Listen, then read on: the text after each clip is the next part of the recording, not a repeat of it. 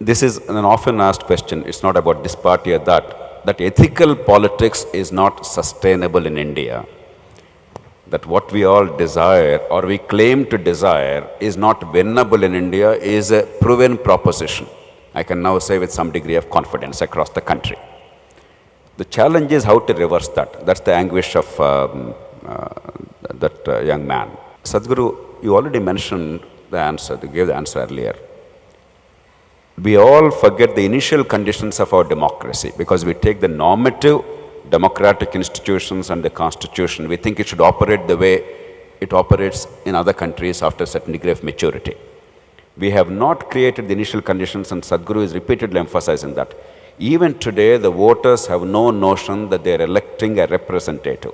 They think they are electing a monarch, and once elected, he somehow will deliver. We don't care how. No rules, no laws, no procedure, get it done somehow or other. And that's not merely the failing of the poor people. It is the failing of our class, Sadhguru. It is the failing of the middle classes, it's the failing of the educated. That's the general perception. The second is, Sadhguru, I agree with the broader point that all of us are political. Politics is not a dirty thing. And I'm glad that you're making that point as a spiritual leader. Unless we recognize that we're all in politics, you like it or not, in some form or the other, doesn't mean that you contest, doesn't mean that you're a member of a political party, doesn't mean that you aspire for power, but you actually aspire change. You must aspire for power. Because if you don't aspire for power, I understand that you have no intention of doing anything for this country. Oh, that I agree.